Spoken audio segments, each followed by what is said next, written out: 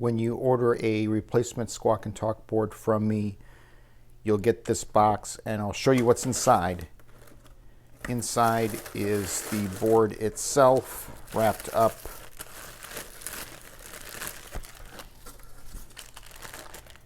In plastic.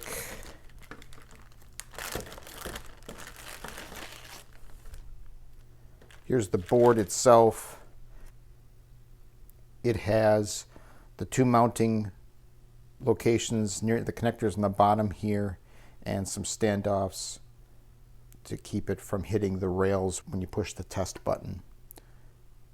It'll come configured for your game with the default settings that are in the manual. This particular one here is set up for Centaur. It's got the jumper set at echo for the Centaur, which will send the sounds to the Say It Again board off the J2 connector. The J1 connector has your power and your signal lines from the MPU. The Wave Player has a micro SD card on it that will contain all the sounds required for the game in the root directory. Sounds for the other games supported will be in subdirectories, which you can move if you're configuring this for a different game. It's got a 5-volt power supply, which I've already set to 5 volts. You'll see 5 volts on here. If it's off, you can adjust it with this pot. It has the 3 relays off to the left, and you'll see that in the manual and what they do.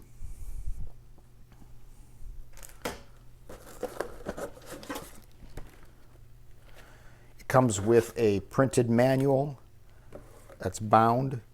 The manual has the basic installation instructions at the top and a table of contents at the bottom. And turning the page, it has an overview of the board and then goes into all the controls and features. Here's a section on all the dip switches and what they do. Here's a section on the pinout for the J1 and J2 connectors. There's a spot here on how to reconfigure the board for different machines. Details on the Wave Player and the Wave files if you're going to make custom sounds. A troubleshooting area here. Explanation of the fly wires between the board and the Wave Player, and if you've got the amplifier that's external, which I don't use much anymore. It's also got a detailed parts list and the schematic for the main board and a schematic for the amplifier. Then I go into sections for each of the games supported. This one here is for Mr. Miss Pac-Man.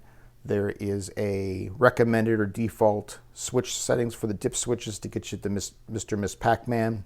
Talks about the power-up sounds, if it uses the custom attract sound. A section here on what the relays do on the board if you're using those.